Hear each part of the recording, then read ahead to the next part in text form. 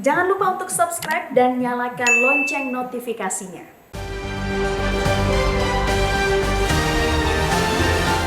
Membersihkan Garuda.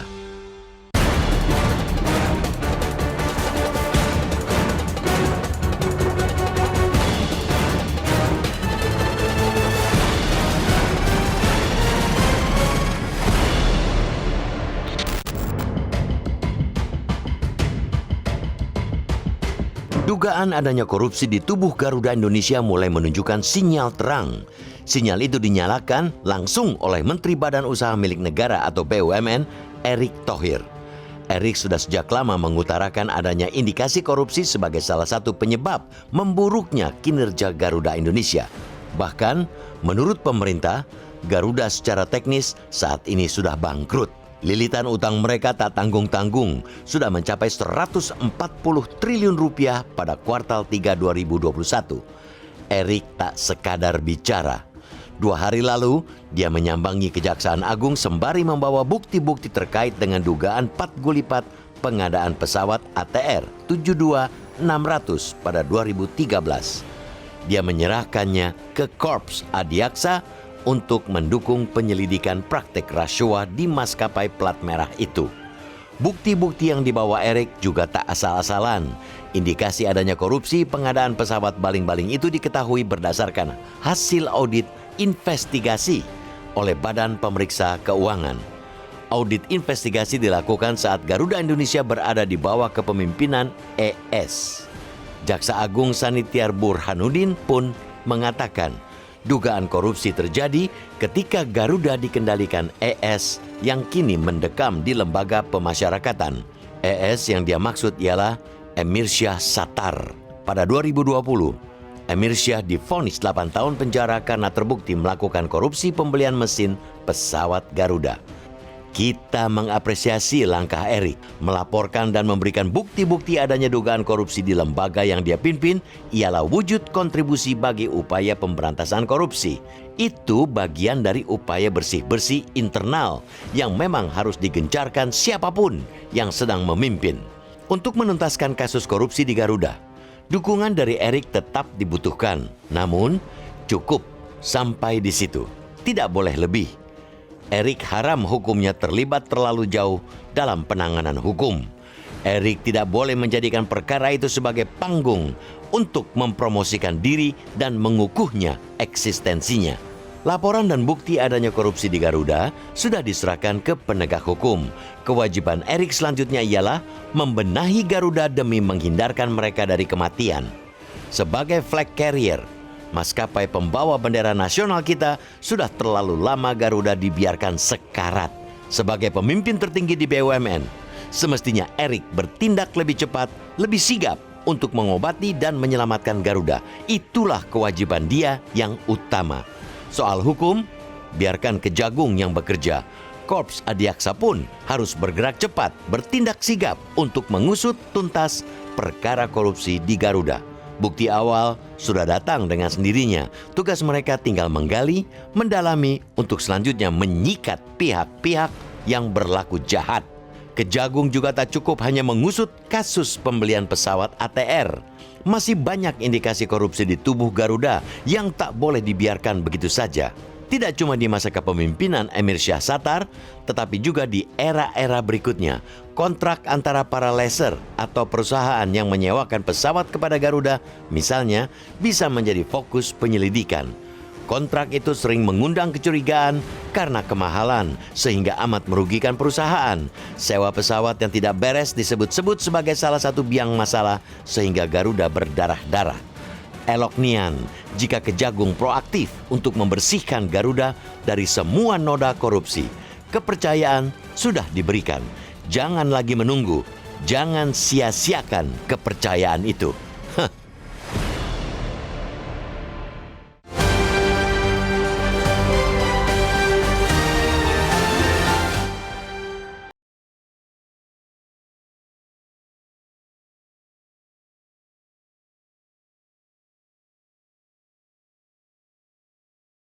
Korupsi di tubuh Garuda Indonesia mulai menunjukkan sinyal terang. Sinyal itu dinyalakan langsung oleh Menteri Badan Usaha Milik Negara atau BUMN Erick Thohir. Erik sudah sejak lama mengutarakan adanya indikasi korupsi sebagai salah satu penyebab memburuknya kinerja Garuda Indonesia. Bahkan menurut pemerintah, Garuda secara teknis saat ini sudah bangkrut. Lilitan utang Garuda tidak tanggung-tanggung sudah mencapai 140 triliun rupiah pada kuartal ketiga 2021. Pemirsa, inilah editorial Media Indonesia edisi hari ini Kamis 13 Januari 2022 dengan tema Membersihkan Garuda bersama saya Leonard Samosir. Dan editorial Media Indonesia ini juga dapat Anda dengar lewat MG Radio Network di frekuensi 94,7 FM di kawasan Jakarta dan sekitarnya. Para pendengar juga bisa ikut menyatakan pendapat Anda melalui nomor telepon interaktif di nomor 021 583 99 100. Dan pemirsa, pagi ini telah hadir di Studio Metro TV anggota Dewan Redaksi Media Group Eko Ramawanto. Mas Eko, selamat pagi. Selamat pagi, Leo. Sehat-sehat, Mas? Sehat-sehat, alhamdulillah. Masih pakai masker? Ya, haruslah. Masih ada COVID? Masih. Sudah vaksin booster?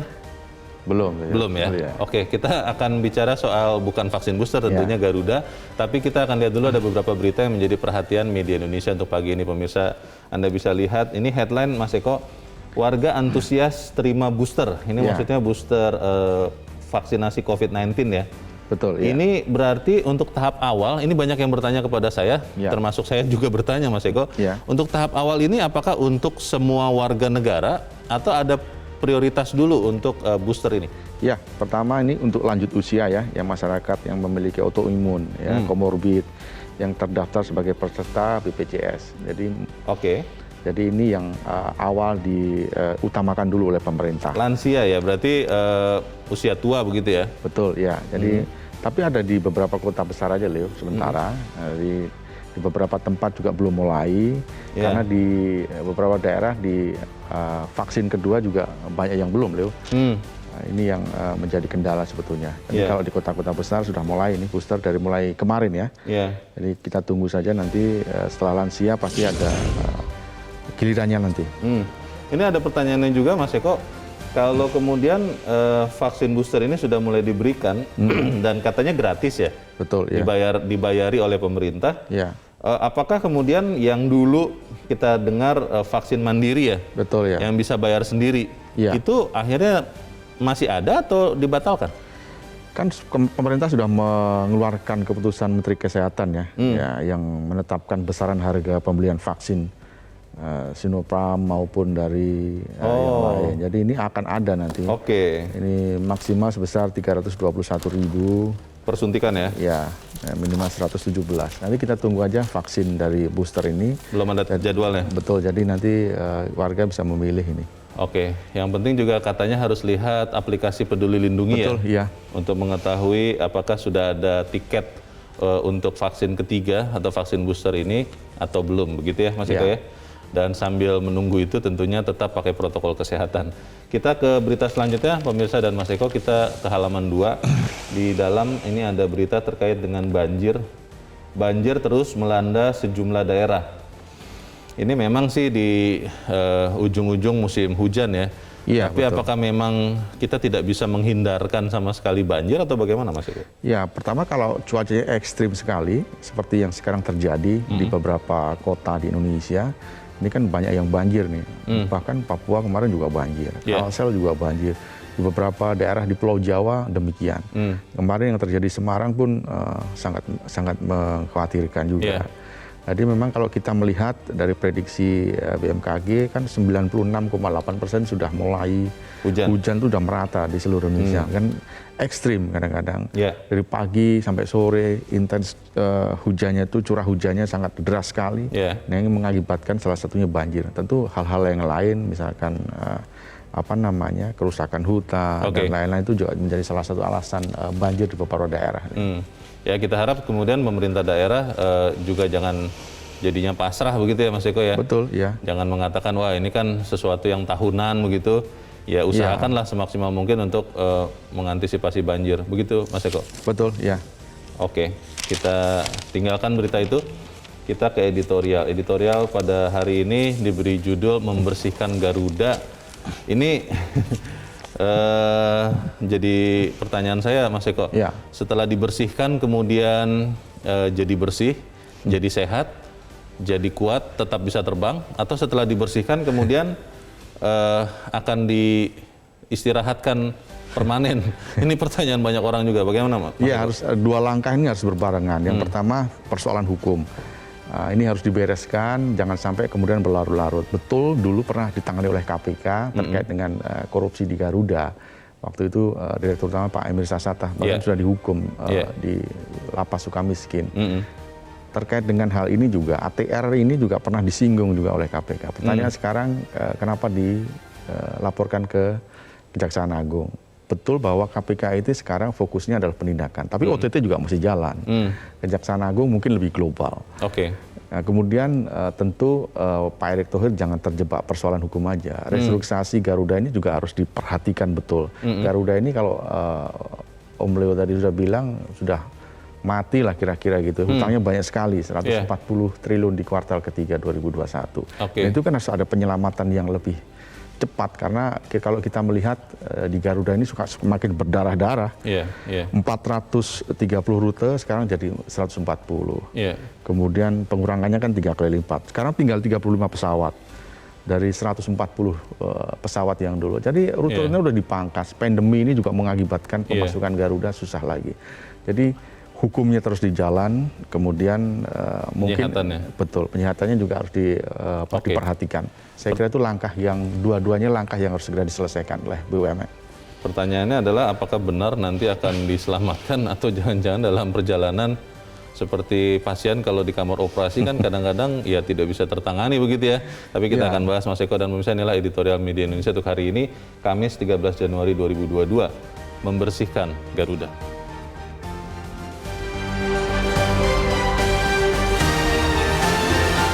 Membersihkan Garuda.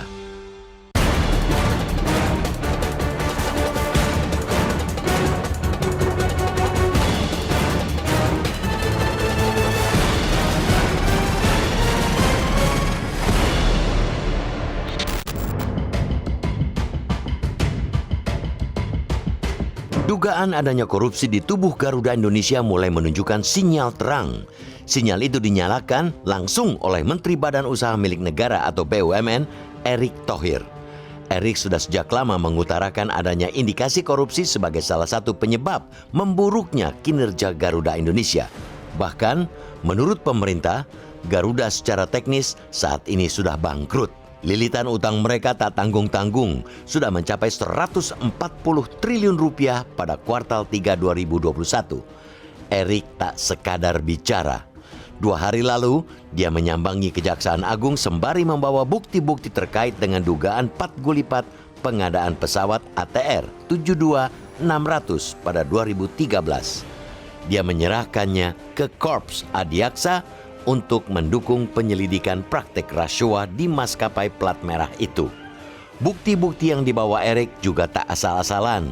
Indikasi adanya korupsi pengadaan pesawat baling-baling itu diketahui berdasarkan hasil audit investigasi oleh Badan Pemeriksa Keuangan. Audit investigasi dilakukan saat Garuda Indonesia berada di bawah kepemimpinan ES. Jaksa Agung Sanitiar Burhanuddin pun mengatakan dugaan korupsi terjadi ketika Garuda dikendalikan ES yang kini mendekam di lembaga pemasyarakatan. ES yang dia maksud ialah Emir Syah Sattar. Pada 2020, Emir Syah divonis 8 tahun penjara karena terbukti melakukan korupsi pembelian mesin pesawat Garuda. Kita mengapresiasi langkah Erick melaporkan dan memberikan bukti-bukti adanya dugaan korupsi di lembaga yang dia pimpin ialah wujud kontribusi bagi upaya pemberantasan korupsi. Itu bagian dari upaya bersih-bersih internal yang memang harus digencarkan siapapun yang sedang memimpin. Untuk menuntaskan kasus korupsi di Garuda, dukungan dari Erick tetap dibutuhkan. Namun, cukup sampai di situ. Tidak boleh lebih. Erick haram hukumnya terlibat terlalu jauh dalam penanganan hukum. Erick tidak boleh menjadikan perkara itu sebagai panggung untuk mempromosikan diri dan mengukuhnya eksistensinya. Laporan dan bukti adanya korupsi di Garuda sudah diserahkan ke penegak hukum. Kewajiban Erick selanjutnya ialah membenahi Garuda demi menghindarkan mereka dari kematian. Sebagai flag carrier, maskapai pembawa bendera nasional kita, sudah terlalu lama Garuda dibiarkan sekarat. Sebagai pemimpin tertinggi di BUMN, Semestinya Erik bertindak lebih cepat, lebih sigap untuk mengobati dan menyelamatkan Garuda. Itulah kewajiban dia yang utama. Soal hukum, biarkan Kejagung yang bekerja. Korps Adiaksa pun harus bergerak cepat, bertindak sigap untuk mengusut tuntas perkara korupsi di Garuda. Bukti awal sudah datang dengan sendirinya. Tugas mereka tinggal menggali, mendalami untuk selanjutnya menyikat pihak-pihak yang berlaku jahat. Kejagung juga tak cukup hanya mengusut kasus pembelian pesawat ATR. Masih banyak indikasi korupsi di tubuh Garuda yang tak boleh dibiarkan begitu saja. Tidak cuma di masa kepemimpinan Emir Syahsatar, tetapi juga di era-era berikutnya. Kontrak antara para leaser atau perusahaan yang menyewakan pesawat kepada Garuda, misalnya, bisa menjadi fokus penyelidikan. Kontrak itu sering mengundang kecurigaan karena kemahalan, sehingga amat merugikan perusahaan. Sewa pesawat yang tidak beres disebut-sebut sebagai salah satu biang masalah, sehingga Garuda berdarah-darah. Elok nian jika Kejagung proaktif untuk membersihkan Garuda dari semua noda korupsi. Kepercayaan sudah diberikan. Jangan lagi menunggu. Jangan sia-siakan kepercayaan itu.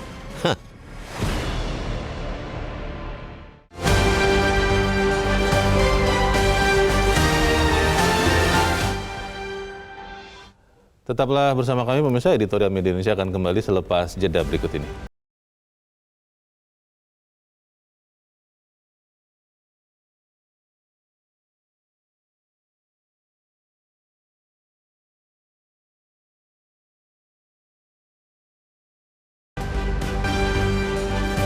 Terima kasih pemirsa, Anda masih bersama kami, dan Mas Eko, kita mau bertanya dulu nih. Kita sudah tersambung lewat saluran telepon dengan pengamat Badan Usaha Milik Negara, Toto Pranoto.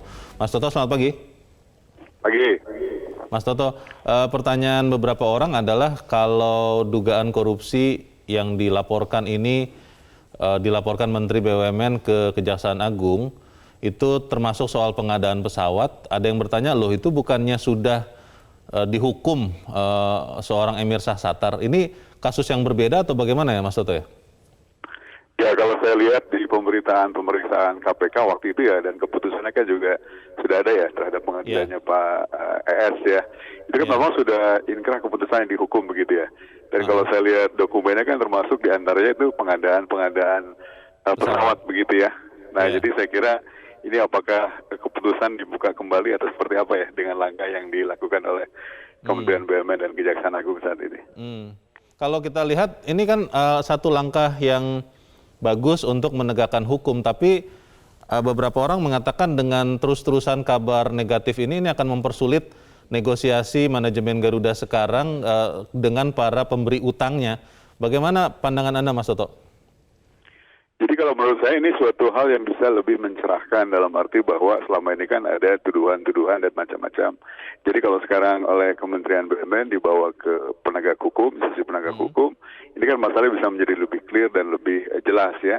Jadi kalau kemudian ada tindakan-tindakan kaitannya dengan soal law enforcement ditegakkan ya, tentu dengan suatu hal yang sudah lebih pasti mengenai bahwa memang ada kesalahan, ada dugaan korupsi dan lain-lain. Saya kira itu akan membuat clear masalah dan memberikan kepercayaan yang lebih tinggi sebetulnya kepada seluruh stakeholders Garuda ya, termasuk dalam proses sekarang mereka sedang melakukan renegosiasi terutama dengan para lessor begitu ya, sehingga ada upaya-upaya yang lebih ingin mengimplementasikan good corporate governance dengan lebih baik gitu. Oke.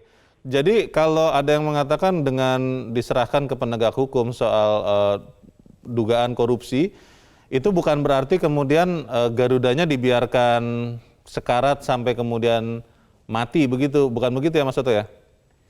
Nah sekarang ini kan dua hal yang berbeda ya, proses renegosiasi kan sedang jalan sendiri ya, dan di KPKU juga prosesnya sedang jalan begitu ya, dan ini kan sisi yang lain, ini kan melihat kepada apa yang sudah dikerjakan di beberapa tahun yang lampau lah begitu ya. Nah upaya-upaya ini kan sebenarnya untuk lebih memperjelas saja. Jadi daripada menjadikan suatu rumor ya sebenarnya sebaiknya fakta hukumnya lebih diperjelas begitu ya. Sehingga memang betul-betul ada kepastian. Dan itu saya kira lebih memberikan suatu upaya bagaimana itu law enforcement ditegakkan dan juga bisa memberikan juga efek bagus bagi semua BUMN yang lain ya. Bahwa nanti ada efek jerah bisa diberikan di sana. Mas Toto, penegakan hukum kan butuh waktu ya, dan dipercaya di Indonesia kasus hukum itu bisa butuh waktu yang lama. Padahal Garuda ini kan ya sangat mendesak. Bahkan Menteri BUMN sudah mengatakan di DPR sudah technically bangkrut secara teknis. Ini bisa sempat terselamatkan tidak Garudanya? Ya, kalau melihat kepada perkembangan terakhir ya, bagaimana renegosiasi kelihatannya sudah agak lumayan, agak mulai mencair. Kemudian kedua juga sudah ada komitmen-komitmen ya, termasuk misalnya dari pemegang saham yang lain di luar pemerintah juga, strategic investornya sudah akan masuk injek dan juga kemungkinan ya, misalnya untuk mengundang strategic investor yang lain ya. Meskipun nanti mungkin efeknya bisa membuat dilusi bagi kepemilikan saham pemerintah atau yang lain. Saya kira hal-hal semacam ini bisa memberikan harapan lah begitu ya. Karena bagaimanapun dalam situasi saat ini kan kebutuhan injeksi kapital yang paling urgent. Jadi kalau pemegang saham baik pemerintah atau satu kelompok bisnis yang lain tidak mampu lagi, sebaliknya memang ada opsi supaya ada pemegang saham lain bisa masuk. Sehingga Garuda kemudian bisa lebih punya kekuatan gitu ya, untuk mereka bisa run bisnis kembali. Terakhir Mas Toto, opsi untuk menutup Garuda itu tetap dibuka atau jangan? Kalau menurut saya ini kan bagaimanapun Garuda itu punya peran vital ya dalam transportasi udara ya, dan kebutuhan jumlah fleet armada buat transportasi udara di Indonesia kan juga lumayan banyak. Jadi kalau sampai ditutup, saya kira itu akan sangat disayangkan. Sehingga sekarang menurut saya upaya-upaya restrukturisasi perbaikan itu harus difokuskan ya, sehingga Garuda tetap bisa eksis lah, kira-kira begitu. Baik, kita harapkan ada kabar yang jauh lebih gembira lagi dari Garuda tentunya. Mas Toto Pranoto, terima kasih sudah mencerahkan kami pagi ini. Selamat pagi, Mas Toto. Pertanyaannya itu Mas Eko, kalau kemudian kasus hukum kan butuh waktu ya. Nah ini Garuda ini kan sudah secara teknis sekarat begitu. Ini bagaimana upaya-upaya ini tidak saling merugikan ketika penegakan hukum berjalan kan? Mungkin nanti manajemen yang sekarang bertugas harus dipanggil jadi saksi segala macam, kan jadi tidak fokus di penyelamatan Garuda. Bagaimana? Ya, pertama soal hukum harus ada investigasi forensik. Jadi saya kira Kejaksaan Agung harus masuk ke sana, jangan menduga-duga lagi. Ketika Emil Sasata sudah menjadi tersangka di KPK, apakah ada tersangka lain? Apakah itu masih terkait dengan Emil Sasata, korupsinya? Yang kedua, tentu ini adalah momentum yang paling bagus bagi Pak Erick Thohir untuk bersih-bersih sekaligus menyelamatkan Garuda. Jangan kemudian Garuda ini sebagai maskapai penerbangan pemerintah nomor satu, kemudian dimatikan atau mungkin bahkan mati pelan-pelan. Ini kan sangat merugikan rakyat Indonesia. Mungkin pemerintah juga sudah banyak invest di sana. Nah, terkait dengan ketersediaan pesawat juga itu menjadi kendala. Ketika Garuda kemudian terlilit utang, susah untuk terbang. Sekarang kan tinggal 35 pesawat dari 140. Banyak yang di-grounded karena terkait dengan pembayaran leasing dan sewa dan lain-lain. Kemudian maskapai penerbangan yang lain itu kira-kira kan masih 100. Kalau 400 penerbangan yang dibutuhkan, 400 pesawat yang harus dibutuhkan oleh Indonesia, ini totalnya dari Garuda, Citylink maupun maskapai swasta yang lain kan nggak ada 50%, Leo. Ini tentu sangat kurang untuk melayani penerbangan di Indonesia. Jadi dua hal yang ini harus berbarengan. Jangan sampai kemudian hukum, investigasi forensik ini berjalan betul, kemudian yang satu sisi restrukturisasi PKPU dan lain harus segera diselesaikan untuk menyelamatkan Garuda. Apapun masalahnya, Garuda lebih penting daripada hal-hal yang lain menurut saya di kasus-kasus di BUMN yang lain. Mungkin yang paling menyamai adalah Jiwasraya lah ya. Ini terkait dengan korupsi perusahaan yang menanggung adalah beban keuangan negara lah. Oke. Mas Eko, kita coba mendengarkan penelepon ya, para pemirsa kita. Kita sudah terhubung dengan Pak Ondo Silitonga di Bekasi, Jawa Barat. Pak Ondo, selamat pagi. Selamat pagi Bung Leo, selamat pagi Bung Eko. Selamat pagi. Silakan Pak Ondo. Ya, selain bersih-bersih, Garuda itu butuh booster ya. Kita ini selalu bersih-bersih setelah kotornya hampir menghancurkan bangunannya sendiri. Padahal itu harusnya setiap saat. Bila bukti-bukti yang dibawa Erik ke Kejagung, hasil investigasi BPK, maka saya jadi bertanya, apakah BPK tidak bisa langsung koordinasi dengan Kejagung hingga harus BUMN yang lapor? Kejagung itu penyerang, bukan kiper, bukan menunggu bola. Jadi apakah ia harus begitu? Apakah KPK tidak bisa masuk ke BUMN? Apakah bila Erik yang lapor, prosesnya bisa cepat dan Garuda bisa diselamatkan? Apakah kerja komisaris di Garuda itu cuma duduk manis, terima gaji butuh puluhan juta? Action Erick Thohir di satu sisi boleh diapresiasi, tapi di sisi lain menimbulkan pertanyaan-pertanyaan saya tersebut di atas. Mudah-mudahan benar-benar membersihkan, bukan meningkatkan elektabilitas atau ketenaran Erick Thohir sendiri. Terima kasih. Terima kasih Pak Ondo Silitonga di Bekasi, Jawa Barat. Selamat pagi. Di belakang Pak Ondo ada Pak John Veto di Batam, Kepulauan Riau. Pak John, selamat pagi. Selamat pagi, Bung Leo. Selamat pagi, Mas Eko. Ini Silakan, Pak, saya Pak. agak Silakan. merinding juga membersihkan kenapa? Garuda dengan total utang 140 triliun.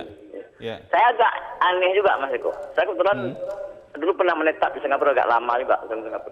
Itu di Singapura itu, Mas Eko, itu PAD dia yang paling pertama itu dari Singapore Airlines.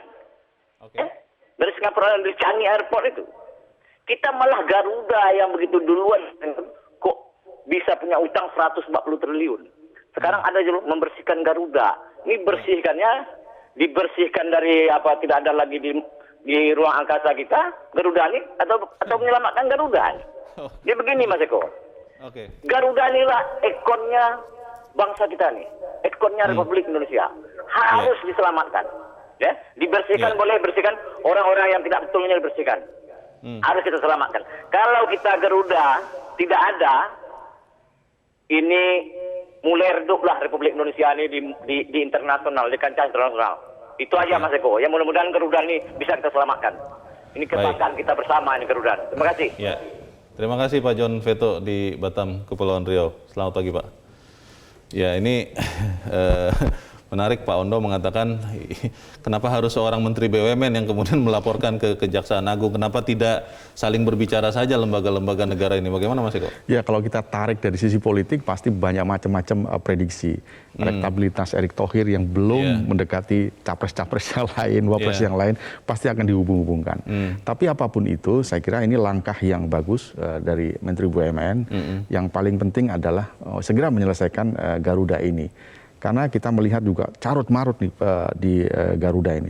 Kalau kita melihat kemarin di kasusnya Pak Emir Sasatah banyak yang terungkap fakta, kemudian banyak pengamat yang mengatakan juga untuk menyewa sebuah Boeing 777 aja itu per bulan tuh kalau di kisaran dunia gitu kan $750.000 per bulan ya. Itu untuk Boeing 777 ya? Betul. Di Garuda itu 1,4 juta. Jadi 2 kali lipat.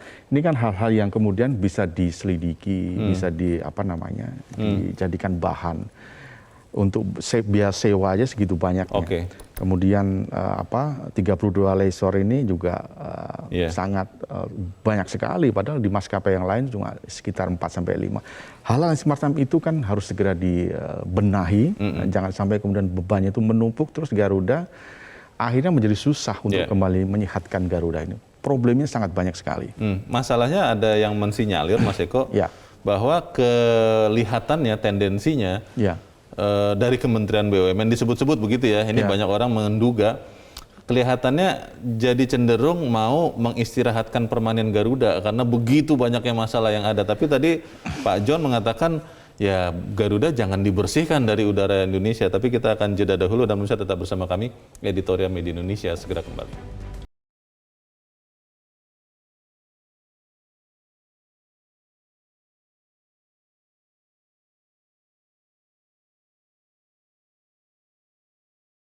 Terima kasih pemirsa, Anda masih bersama kami di Editorial Media Indonesia dan kita ada di bagian akhir dari diskusi kita pagi ini. Mas Eko, dulu kita pernah terbang dengan bangga, bukan hanya dengan menaiki Garuda tapi juga Merpati Nusantara. Tapi Merpati, terakhir informasi dari Menteri Erick akan ditutup. 7 BUMN yang akan ditutup dan sekarang tinggal Garuda. Nah, dalam gonjang-ganjing Garuda belakangan ada yang mengatakan bahwa nanti Pelita Air lah, anak usaha Pertamina yang akan menggantikan fungsi Garuda, walaupun itu juga kemudian tidak lagi menjadi nyata. Pertanyaannya seperti sebelum jeda, apakah opsi untuk menutup Garuda itu tetap terbuka melihat besarnya hutangnya, banyak kasus pelanggaran hukum, atau apapun yang terjadi itu semua harus dibersihkan, lalu Garuda itu tetap bisa terbang dengan gagah di udara Indonesia? Ya, kalau kita melihat Garuda itu kan maskapai yang menjadi kebanggaan kita ya. Saya kira ini banyak opsi untuk yang Om Leo tadi bilang. Tapi kalau saya lebih setuju untuk mempertahankan Garuda. Apapun masalahnya Garuda ini kan sebetulnya pertama tadi menjadi kebanggaan, kedua maskapainya sebenarnya sudah banyak, Leo. Kita kalau melihat kemarin sudah ada sekitar 400-an, sekarang tinggal 140, 35 yang sekarang mengudara, yang lain di grounded dan lain-lain. Artinya ketika ini ditutup, kemudian dengan maskapai yang baru, apalah namanya gitu, tentu akan membutuhkan apalagi kerja keras, kapital lagi, finansial lagi, restrukturisasi lagi, macam-macam lah. Nah ini yang kemudian harus dipikirkan. Lebih baik tetap menyelamatkan Garuda dengan apapun konsekuensinya. PKPU tetap dijalankan, restrukturisasi harus segera dilakukan, penyelamat Garuda akan lebih cepat, mudah, kemudian lebih bisa terbang tinggi lagi. Kemudian yang paling penting menurut saya memangkas rute-rute yang tidak perlu menurut saya. Pesawat yang kurang lebih sekitar 13 jenis pesawat sekarang Garuda, mungkin itu yang paling banyak di dunia. Di maskapai-maskapai dunia lain itu mungkin sekitar 3-4 lah jenis pesawat, termasuk SQ itu tidak terlalu banyak. Singapore Airlines. Betul. Jadi kalau 13 jenis pesawat yang dimiliki Garuda, saya itu nggak masuk akal, nggak make sense sekali. Kemudian rute yang banyak oleh pengamat disebutkan itu terlalu gemuk, memakan biaya, itu juga harus dipangkas. Saya kira di pandemi COVID yang masih berkepanjangan itu, ini waktunya untuk merenung lagi, mereview bisnis-bisnis Garuda yang ke depan bisa menguntungkan lagi. Itu langkah-langkah penyehatan bisnis, penyehatan usaha Garuda, tapi di saat bersamaan kan setelah dilaporkan oleh Menteri BUMN, harusnya pengusutan atau penyelidikan ini kan bergerak cepat. Betul. Tapi kasus hukum di Indonesia kan seperti ada stigmanya, Mas Eko, lama begitu. Bagaimana, Mas? Ya kalau kita melihat kalau sudah ada 2 alat bukti lah minimal, ini harusnya kejaksaan sudah mulai meningkatkan ke dalam tahap penyidikan. Untuk menetapkan tersangka. Jadi mungkin harus segera ada gelar perkara lah mungkin ya. Di situ disebutkan nanti bisa di review ulang apakah yang di KPK zamannya Pak Emir Syasatar di sidang itu apakah ada kemudian dibawa ke kejaksaan ada tersangka baru ataukah mungkin kembali lagi Pak Emir Syasatar tersangka dengan kasus yang lama lain. Tapi baru. Lama tapi baru itu ATR. ATR kan sudah kemarin disebutkan di dalam sidang di KPK ketika Pak Emir juga sudah ada. Sekarang kan yang dilaporkan juga ATR 72 600 ini. Jadi ini mungkin yang patut ditunggu oleh kejaksaan, kita menunggu apakah penyidikan kemudian gelar perkara, apakah ada tersangka baru atau masih tersangka yang lama.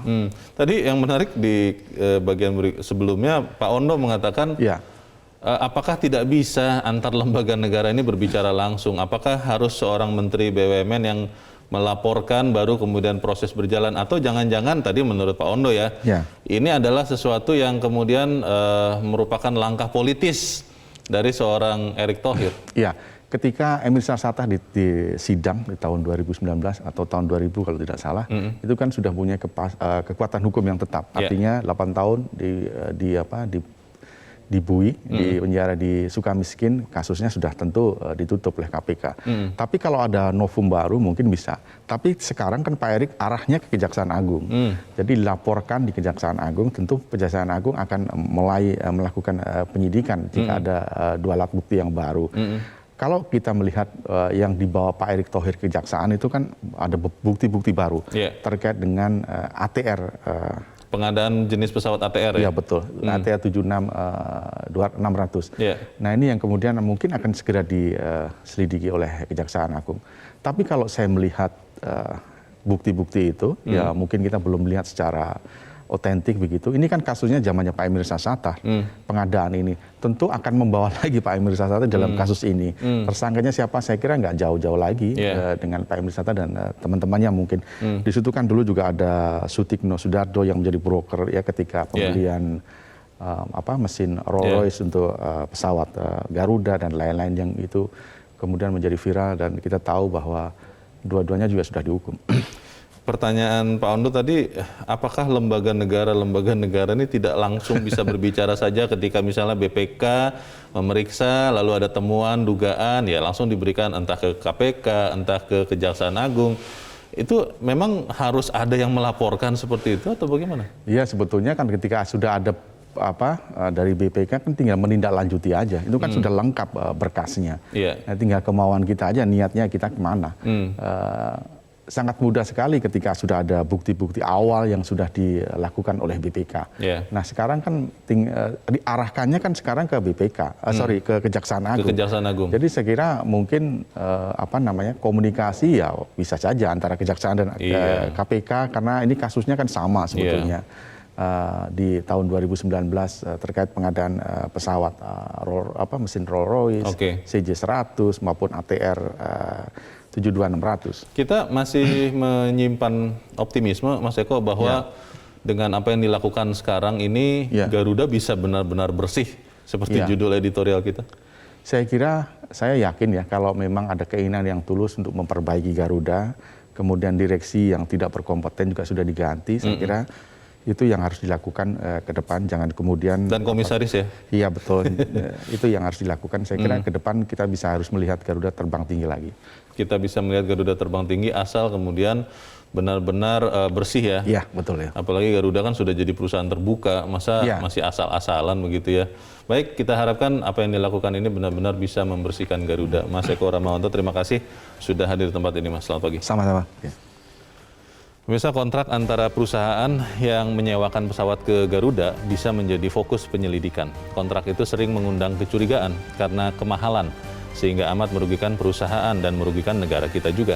Kita berharap Kejaksaan Agung proaktif untuk membersihkan Garuda dari semua noda korupsi. Kepercayaan sudah diberikan, jangan lagi menunggu. Jangan sia-siakan kepercayaan itu agar Garuda bisa benar-benar bersih. Saya Leonard Samosir berterima kasih Anda sudah menyaksikan. Tetap pakai masker Anda, cuci tangan. Kalau tidak perlu tidak usah kemana-mana karena COVID masih ada. Selamat pagi.